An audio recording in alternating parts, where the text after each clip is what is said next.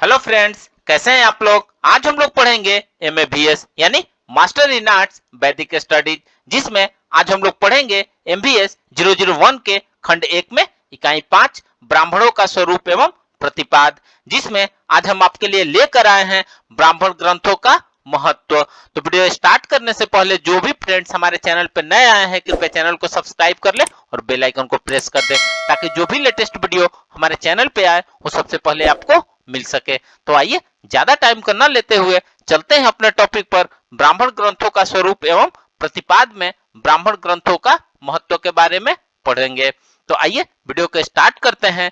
वैदिक साहित्य में ब्राह्मण ग्रंथों के अनेक दृष्टियों से महत्व है। ब्राह्मण ग्रंथ वैदिक संस्कृति के विश्वकोश है। इनमें ज्ञान, विज्ञान, कला, साहित्य, दर्शन आदि अनेक विषयों का विवरण प्राप्त होता है। ये भारतीय प्रवृत्ति चिंतन परंपरा के आधार ग्रंथ माने जाते हैं, जिन्होंने विभिन्न सांस्कृतिक, सामाजिक, राजनीतिक, दार्शनिक, नैतिक, साहित्यिक तथा वैज्ञानिक विषयों के विकास हेतु सुदृढ़ पृष्ठभूमि का निर्माण किया है। ब्राह्मण ग्रंथों के महत्व निम्नलिखित दृष्टियों से समझा जा सकता है, जिसमें सबसे पहले पढ़ेंगे यज्ञ संस्था का वैज्ञानिक विवेचन। ब्राह्मण ग्रंथों में वैदिक यज्ञों के क्रियाकलापों का संगोपांग विवेचन प्राप्त होता है। वे यज्ञ को एक वैज्ञानिक संस्था के रूप में प्रस्तुत करते हैं। सूक्ष्मता, प्रत्येक विधि की सूक्ष्मता से पालन तथा उसमें अंतर्निहित गुदार्थ का भी वे निरूपण करते हैं। इन यज्ञों को सूत्र में यद्यपि परवर्ती कल्पसूत्र ग्रंथों में समझाया गया है, किंतु ब्राह्मण ग्रंथ ही सबके मूल आधार है। आइए सेकंड देखते हैं, व्याकरण तथा निर्वचन शास्त्र के आधार। ब्राह्मण ग्रंथों में ही व्याकरण शास्त्र तथा निर्वचन शास्त्र के मौलिक विचार प्राप्त होते हैं। इन्हीं ग्रंथों में व्याकरण शास्त्र के काल, वचन आदि तत्वों की विवेचना का विधिवत प्रारंभ हुआ। निरुक्त शास्त्र के मूल के रूप में अनेक शब्दों के निर्वचन इनमें प्राप्त होते हैं, जिनके आधार पर निरुक्त शास्त्र का वर्तमान स्वरूप विकसित हुआ। आइए थर्ड देखते हैं, आख्यानों का स्रोत। वैदिक संहिताओं में आख्यानों का जो विभिन्न रूप मिलता है, ब्राह्मण ग्रंथों ने उन्हें सुव्यवस्थित करके प्रवर्ती पौराणिक साहित्य के लिए स्रोत ग्रंथ का निर्माण किया है। इनके आधार पर परकालीन साहित्य में अनेक कथानक प्रस्तुत किए गए हैं, जैसे ऋग्वेद से पुरूरवा तथा उर्वशी के आख्यान लेकर सतप्रत ब्राह्मण में इसे रोचक बनाया गया है। कालांतर में महाकवि कालिदास ने इसी के आधार पर विक्रमो वर्षीय की रचना की। आइए अब नेक्स्ट देखते हैं, वैदिक भाषा के अध्ययन में सहायक। वैदिक भाषा के अध्ययन से ज्ञात होता है कि संहिता ग्रंथों से लेकर उपनिषदों पर्यंत वह निरंतर विकसित हुई दिखाई देती है। ब्राह्मण ग्रंथों का भाषागत स्वरूप वैदिक भाषा के अध्ययन में नितांत सहायक सिद्ध होता है।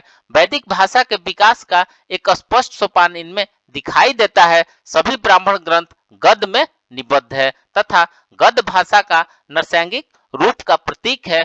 सर्वत्र वाक्यों में शब्दों का क्रम विन्यास अत्यंत सरल, स्पष्ट एवं प्रसाद गुण से युक्त है। कहीं भी दीर्घ समासों का प्रयोग नहीं हुआ है। इनके भाषा विषय के अध्ययन से तत्कालीन समाज में प्रचलित भाषा के स्वरूप तथा प्रयोग का सहज ही ज्ञान हो जाता है। इस प्रकार ब्राह्मण ग्रंथों में वैदिक भाषा के अध्ययन के लिए पर्याप्त सामग्री प्राप्त होती है। आइए इसका नेक्स्ट देखते हैं, मानविकी विषयों के अध्ययन में उपयोगी। ब्राह्मण ग्रंथों में इतिहास, भूगोल, राजनीतिक शास्त्र, समाजशास्त्र, अर्थशास्त्र आदि मानविकी विषयों के अध्ययन के लिए प्रचुर सामग्री प्राप्त होती है। शतपथ आदि ब्राह्मण ग्रंथों में अनेक ऐतिहासिक तथ्य वर्णित हैं। उनमें अनेक तत्कालीन राजाओं के वर्णन प्राप्त होते हैं। इस प्रकार ब्राह्मण ग्रंथ अपने युग के इतिहास का स्पष्ट रूप से वर्णन करते हैं। इनमें वर्णित सरस्वती नदी आदि भौगोलिक तथ्य तथा कुरु, पंचाल आदि देशों के नाम का भी उल्लेख भूगोल शास्त्र को विशिष्ट देन है। इनमें वर्णित वर्णाश्रम व्यवस्था आदि का विवरण समाज शास्त्र की दृष्टि से अत्यंत महत्वपूर्ण है। साथ ही इनमें वर्णित सभा, समिति आदि राज्य शासन की विधियों प्रणाली का उल्लेख राजनीति शास्त्र के अनुपम देन है। इनमें निबद्ध कृषि विनिमय, व्यापार तथा वाणिज्य आदि से संबंध अर्थशास्त्र की दृष्टि से अत्यंत महत्वपूर्ण है। ब्राह्मण ग्रंथों में धर्म, नैतिकता एवं संस्कृति आदि विषय की अनेक स्थलों पर चर्चा प्राप्त होती है। इस प्रकार भारतीय संस्कृति के सभी आयामों को समझने में भी ये ग्रंथ अति सिद्ध उपयोगी होते हैं।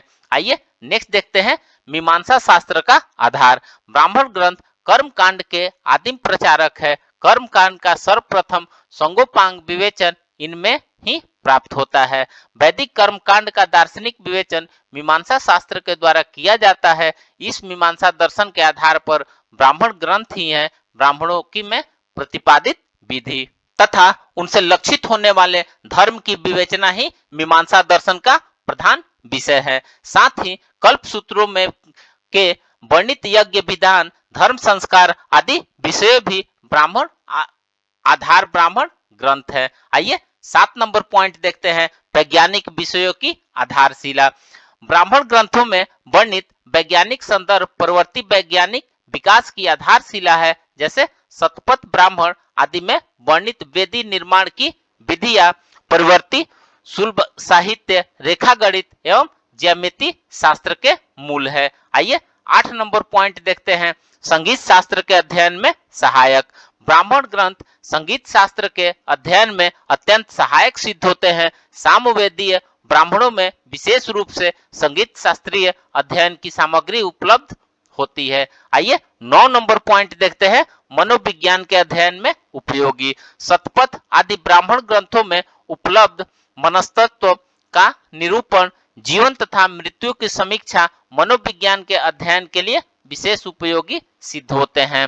आइए नेक्स्ट एवं लास्ट देखते हैं 10 नंबर नैतिक मूल्यों की प्रतिष्ठा। ब्राह्मण ग्रंथों में वर्णित आध्यात्मिक चिंतन के माध्यम से नीति, सदाचार, सच्चरित्रता आदि नैतिक मूल्यों को समाज में प्रतिष्ठित करने का अत्यंत महत्वपूर्ण कार्य किया है। तो फ्रेंड्स, इस प्रकार से आज हमने ब्राह्मण ग्रंथों का स्वरूप एवं प्रतिपाद में ब्राह्मण ग्रंथों के महत्व के बारे में पढ़ा।